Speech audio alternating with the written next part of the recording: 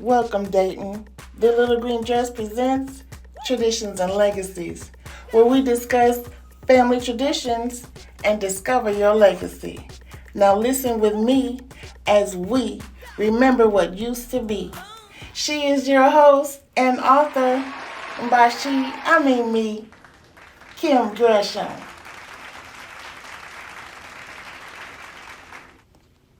Hi, and welcome to the Little Green Dress presents Traditions and Legacies, a traditional story.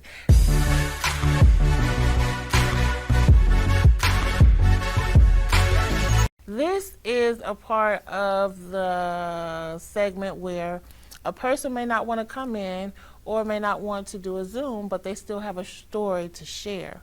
So I've asked people, for you to write in a story, and I will read that story online. So this is what I'm going to do today. I've got my first story, and it is from my dear friend Nicole Pentheny.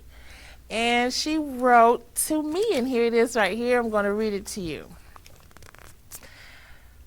My name is Nicole, and I was truly blessed to have parents who wholeheartedly believed in family traditions.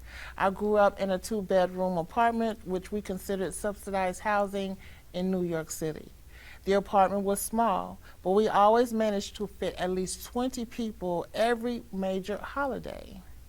You knew Christmas was coming because Mom would buy mixed nuts in a shell, and I loved to crack them open. And Hershey miniature chocolates, which I would sneak and eat, all but the dark chocolate. Food was always plenty with a mix of traditional dishes and naan.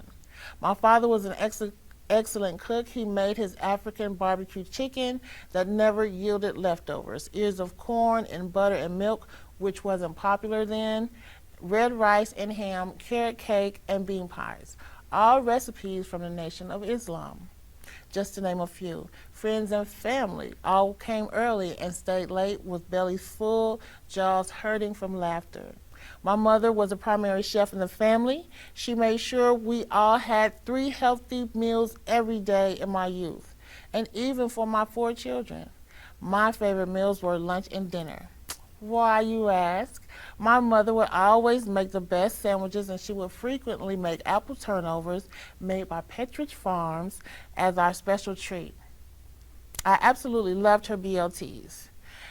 At dinner, Mom would always cook rice because my father, who was West Indian, loved rice and had to have it for dinner every day.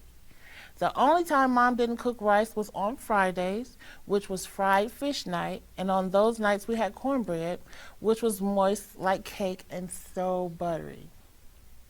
As I became a teenager, Mom was probably tired of rice, and she would sometimes not cook rice and make just enough for my father. One night, when Mom didn't serve rice for dinner, I decided to be silly and sing a song about it. I changed the words to a song, "Oh Solo Mio," to express my thoughts at the dinner table. I belted out, "Oh Solo Mio, Mama won't cook me no rice. Oh Solo Mio, Mama won't cook me no rice. Oh, solo mio, no rice tonight." My mom rolled her eyes and chuckled, but she still stuck to her guns about the rice. Another great tradition we did every year was to travel to my mom's hometown in VA. It was awesome seeing my extended family and eating delicious food my grandmother would cook. She cooked 3 meals a day, too. Let's just stop there. Are we cooking 3 meals a day, ladies? I mean, because they did it back in the day. I don't think we're doing that now. Traditions. Now, okay. It was so great to hear the adults reminisce about the past, seeing the women cook in the kitchen and my uncles playing horseshoe. Everyone just loving on each other and connecting. As an adult and mother myself, I have passed down these traditions to my children as they have embraced them too. We have added birthday celebrations because I never got to celebrate as a child. My children throw the best parties for my grandchildren, and it makes me so happy. In the summer, we make time for family vacations, which includes boyfriends and girlfriends, and we have an amazing time, like I did in VA in my own childhood. My children are excellent cooks. Therefore, we take turns celebrating holidays at their homes, and food and laughter is plentiful. Although traditions may seem time-consuming, as you grow older, you learn to appreciate the love the previous generation shared with you and encourages you to keep the legacy going with your own family. Traditions keep loved ones close to you always, no matter where they are, and it refills your heart when you're sad. I hope your traditions bring you an abundance of joy and love always. That was the end. That was great from Nicole. So that was our first letter from For the Little Green Dress Presents a Traditional Story. So tell me your thoughts on this letter. Do you cook as a lady? Are you cooking 3 meals a day?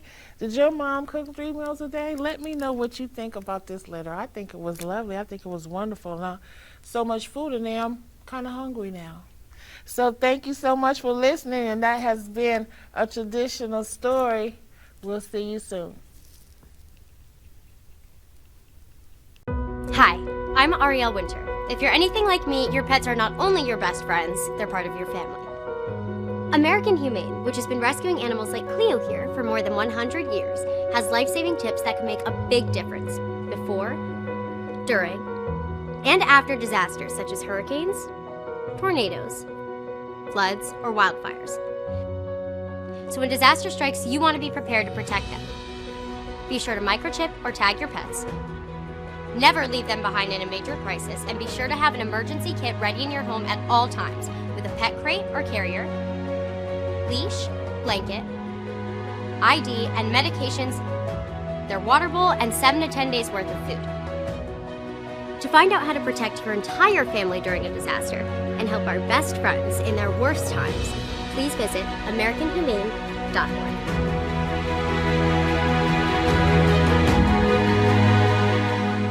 Thank you for watching The Little Green Dress Presents Traditions and Legacies. Don't forget, you can see all our videos on my YouTube channel under the same name, Facebook, Twitter, and Instagram. You can purchase The Little Green Dress coloring books and books from Amazon.com, also from The Little Green Dress online. Thank you.